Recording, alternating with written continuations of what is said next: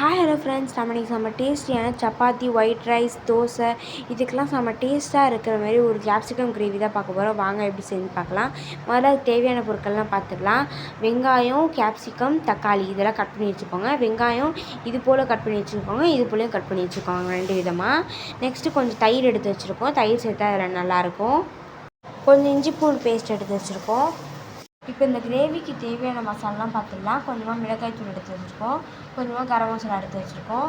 அப்படி உங்களுக்கு இன்னும் கொஞ்சம் டேஸ்ட் வேணுன்னா பிரியாணி மசாலா நீங்கள் ஆட் பண்ணிக்கலாம். இப்போ நம்ம ஒரு கடாய் எடுத்து அதில் எண்ணெய் வச்சு வெறும் கேப்சிகம், வெங்காயத்தை மட்டும் வதக்கி எடுத்துக்கலாம்.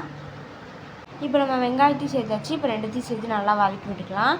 ரொம்ப வதக்கணும் இல்லை, சும்மா லைட்டாக மட்டும் வதக்கி எடுத்துக்கலாம். அவ்வளோதான், நம்ம கேப்சிகமையும் வெங்காயத்தையும் நல்லா வதக்கி எடுத்துட்டோம். இப்போ இந்த கிரேவிக்கு மசாலா மாரி ஒரு பேஸ்ட் ரெடி பண்ணணும். அதுக்கு அதே கடாயில் எண்ணெய் ஊற்றிட்டு கொஞ்சம் வெங்காயம் சேர்த்து நல்லா வதக்கி விட்டுக்கோங்க. வெங்காயம் இப்படி வதங்கினதுக்கப்புறம் இப்போ இதில் தேவையான அளவு இஞ்சி பூண்டு பேஸ்ட் சேர்த்து நல்லா வதக்கி விட்டுக்கலாம். எல்லாமே ஒன்றா சேரணும், இஞ்சி பூண்டும் வெங்காயமும்.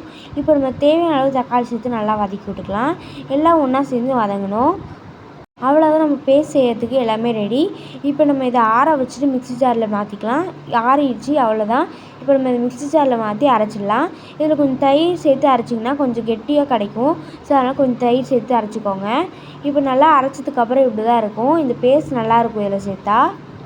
இப்போ நம்ம அதே கடாயில் நம்ம அரைச்சி வச்சுருந்த பேஸ்ட் சேர்த்து நல்லா வதக்கி விட்டுக்கலாம். நல்லா வதக்கிக்கோங்க. இப்போ தேவையான அளவு தண்ணி ஊற்றி கொஞ்ச நேரம் கொதிக்க விடுங்க. கொதிக்க விட்டதுக்கப்புறம் நம்ம எடுத்து வச்சுருந்த மசாலா சேர்த்து நல்லா எல்லாத்தையும் கலந்து விட்டுக்கோங்க.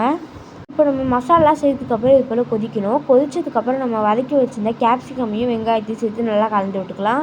அவ்வளோதான், நம்மளோட டேஸ்ட்டான கேப்சிகம் கிரேவி ரெடி. கண்டிப்பாக நீங்களும் ட்ரை பண்ணி பாருங்கள், செம்ம டேஸ்ட்டாக இருக்கும். தேங்க்யூ.